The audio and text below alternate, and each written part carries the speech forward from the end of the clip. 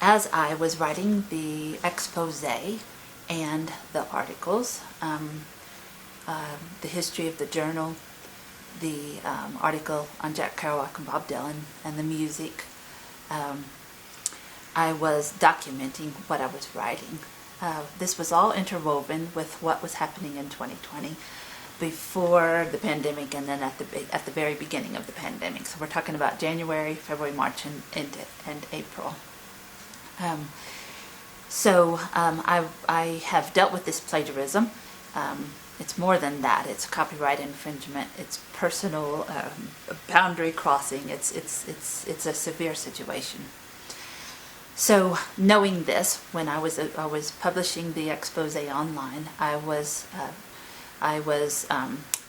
editing it online, which means that I was writing it, and as I was writing it, then I would publish what I had written, and then go on and keep on editing and then republish. Because I knew that it would be tracked by her, I was aware of this. Then her responses would be of something snide to what I was writing, and I was only writing the truth. Documenting what has happened, what has been plagiarized over these years, and the intrusion of her into my existence. So as I was documenting that, as I was documenting what she would respond to as I was writing, as I was publishing it, I was also backing this up, archiving it as evidence. And the way that I was doing that is that I would write, then I would publish it, she would respond, and I would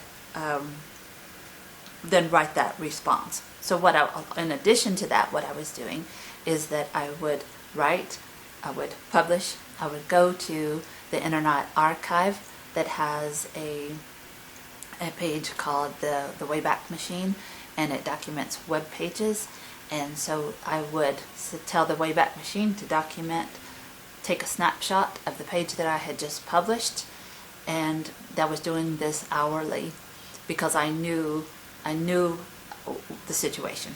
So I would write, publish, back up the evidence. She would respond, I would write down her response inside the text, publish it, back it up again. And this was the process of writing this expose. This is my webpage. These are the two articles that I'm talking about, the expose that I was writing at the beginning of 2020, and this is the subsequent article that I was writing at the beginning, started before the shelter in place.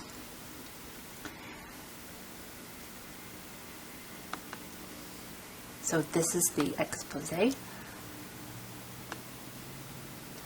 documenting, and then you have where I was archiving it, and this is at archive.org on the Wayback Machine. And if you look up the article From Books of the Southwest, A Coalescence of Miracle Particles, you'll see that I documented it 88 times. You can go back to January 2020 and see the updates that I was making. It's archived as I was writing it.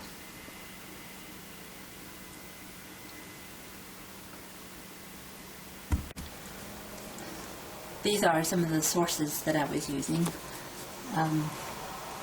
in 2020.